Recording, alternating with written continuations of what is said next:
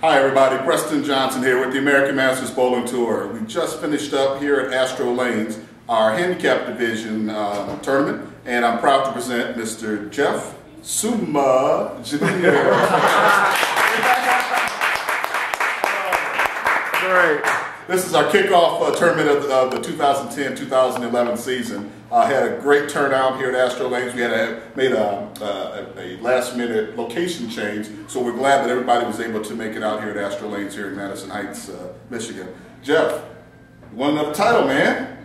This kid, he's 19 years old. He's a two-time American Masters champion. And what's most impressive, you're our Jason Belmonte, our Thunder Down Under. You're a two-handed bowler. Yeah. Tell me about that. How did that get started? I want to talk about that, and then we're going to get into the tournament. But tell me about how you got into I've been two-handed doing bowling. it for 3 years, and I watched Jason Belmonte do it in Las Vegas for about a week, and I wanted to do it, I guess. So I just watched him on YouTube every day and kept trying to copy it.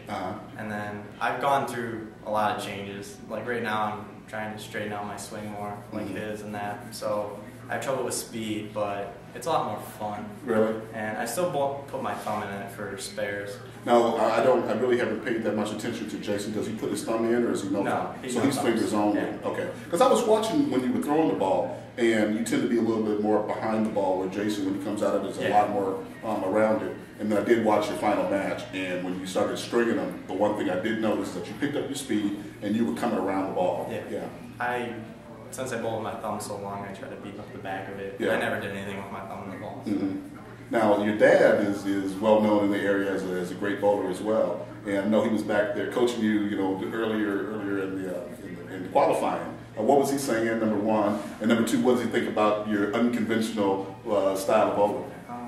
He always jokes because everybody goes up to him and says that he lets me do that. And he supports it because he knows I'd never get that hand otherwise. And he thinks I have the steps and the body frame to still do it. He just came and tried to help me with like projection. I had a little trouble moving once we flipped ends, and it seemed to hook more down there. And I had trouble trying to like get my speed up and just bounce around the balls. So since you made the transition, let's talk about qualifying. How did it go? How did it start for you? Did you have any trouble? I started on 45 and 6. Okay. And I had 7 strikes, but then 3 opens. Okay. For 2-0, and that was a good start. And then when we flipped, I started with a bunch of spares, and then I started opening, and I kept trying to move left and change balls. So the next 3 games were kind of rough, and then the last game, I finally settled in on being in deep and shot 188, and that was almost a clean game and 1 open. Now, when you were saying you were leaving opens, were you leaving unmakeable split? No, it's just normal spares. And just missing the spares. I adjusted the last game, and then I had good in the match play. I just moved my feet too right. Okay. Now, what kind of stuff was your dad helping you with? Just trying to give me thoughts to focus on, because I try to do everything perfect at once. Got it. That never helps. Yeah. Now, what do people say when they watch you bowl? Particularly today, did anybody make any comments about your two-handed bowling today? Not today. A lot of people have seen me because they know my dad and that, Right. but I've heard a lot of people say that they've never seen that if they've never seen Belmonte, or I throw it like Belmonte, or you throw it like the Australian guy. Yeah. I know 2 people. The first time I saw it was the pro Oscar Palermo. He was the first one that I ever seen do the two-handed release. And then literally about 2 weeks after that, a local guy named Corey Williams that I bowled with, he is a two-handed bowler. He's been doing it longer than I think, even before Jason Belmonte became, a star with it. And Corey, he's a 200-plus bowler with it. And you're the next one. I mean, just you're young enough where once you perfect it, once you get it down, you're going to be dangerous, because I mean, you're an incredible bowler right now. And my dad says it's a bit of a confidence issue, and then repetition. Yeah. Just if I get that. Now I remember I was here. It was last season, one of the last tournaments. You were here. I think it may have been the one that you. No, I wasn't here when you won. But there was a tournament where you were here, and there were at least 2 other two-handed bowlers. Do you remember that tournament? I thought one of them was a friend or something like that of yours. I don't know if I was at the one with the other 2. I might have been in that. I paid attention to it. Yeah. I've only ever bowled with about 3 or 4 other two-handers. Yeah, well, that's why it kind of stuck out on me. I said, wow, we have a lot of two-handed bowlers that are coming out for a change. but nobody's ever sat in this chair, and you've done it twice. So you got the game. You know. So let's talk about match play. How did match play go? Both games were pretty tough. I knew because I only gave him a few pins the first game, but I didn't think I was going to strike a lot, so I just didn't want to open. And I had a clean game. Now this is the final with against the. No, this was the first match. First match, okay. And he opened and didn't strike out in the 10th, so it was a little easy. I just needed to spare. Yeah. But that was my first clean game of the day, and then the second match, I knew again I gave him 18 pins, so I had to be clean. And then I was having trouble with the ball kind of entering the pocket, so I switched to my bye and went deeper. And Gotcha. Now you qualified. Do I have it on here? Second. We qualified second. Now, because we had fewer qualifiers in your division, we used the stair-step approach. So you had to kind of sit and wait, you know. And how'd that work on you? That didn't bother me. I got some strawberries from the snack bar. You got re-energized, right? Yeah. Just waited, watch the other matches and wait around, and then practice a little bit before. Now, did you have any strategy going in, knowing that you basically went 2 matches as opposed to? I just wanted to make everything. Yeah. I did that, so. And that was really the key. Yeah. Exactly. We're going to take a quick break and we'll be right back. Hi folks, Preston Johnson here with Jeff Suma Jr., our handicap division champion here at Astro Lanes. Now we were just previously talking about how the day went and so forth, but I do need to give everybody kind of the lay of the land, if you will. We bowled on a pattern called Highway to Hell. It's about a 40-foot pattern, medium volume, and the cut score was a plus 88. But that's because we made some changes on how we determine how many people actually make it to match play. Normally we were doing a minimum of 12, and so the cut scores tend to be a lot lower. But because of the way we're doing it based on the number of entries, we just happen to have the higher cut score.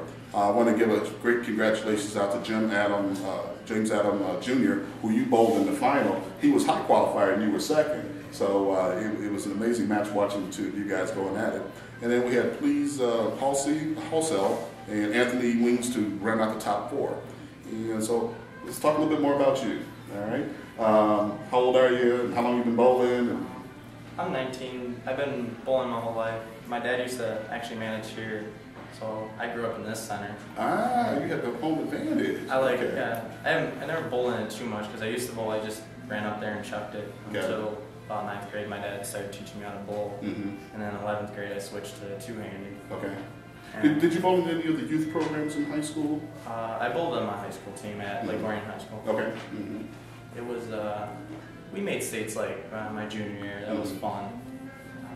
We never were really that good, but it was fun. And I switched mid-season, so it was weird. Got it. I had some good games, and then I had like a 150, 160 randomly. Okay.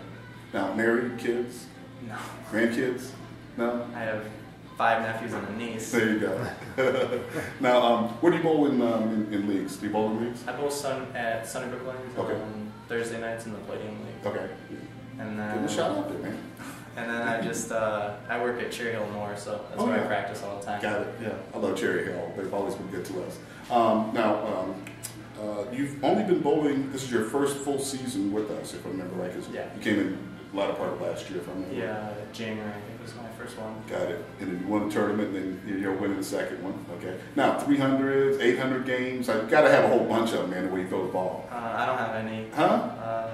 I have one in practice, and that was lucky, I think. I get kind of nervous when you get around that close. 7, 8, yeah. And I get real nervous in match play. That's why I was proud that I made everything, because usually I miss one just from nerves. Well, I'm curious if your dad had been here, would it have made a difference? Would you have been more nervous with him being here?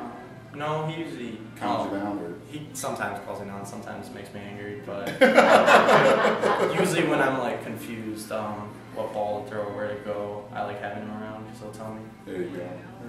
Well, you came here to win a tournament, and that's exactly what you did. Your second American Masters tournament. I do have a question for you. You could bowl in just about any tournament in Southeast Michigan. There's lots of tournaments. There's lots of places to go and bowl on house shots and fairly easy shots. But why come to the American Masters knowing that it's going to be a tough shot when you can go someplace else?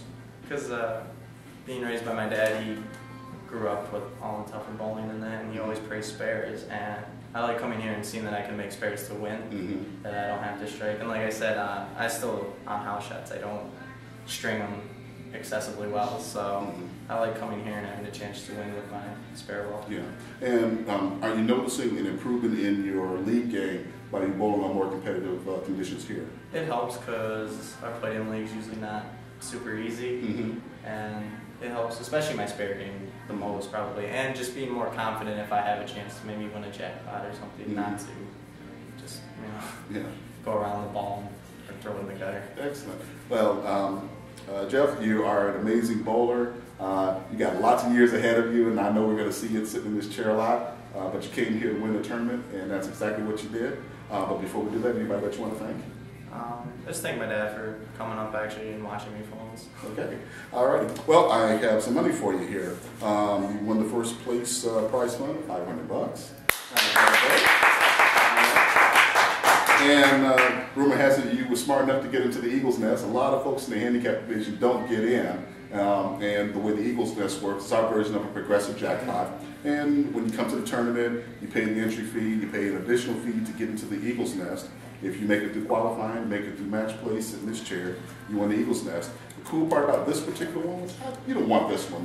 It's got too many digits in it, But this is we have a nice carryover from last year. And so I just shot 400 additional bucks. So you had a pretty good day today, man. How's it feel? Good. Huh? I can go buy some more books for school. Some more.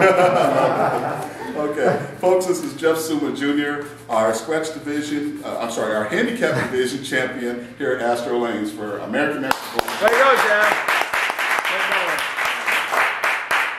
Folks, our next tournament is at Taylor Lanes in somewhere around 4 weeks, I believe it is. Depends on when this video gets posted. But anyway, we'll be down at Taylor Lanes. We hope to see you out there. If you have a game that you think is good enough to be an American Master, I challenge you to come out here and prove it. My name is Preston Johnson. I hope to see you out there. Take care. Bye-bye.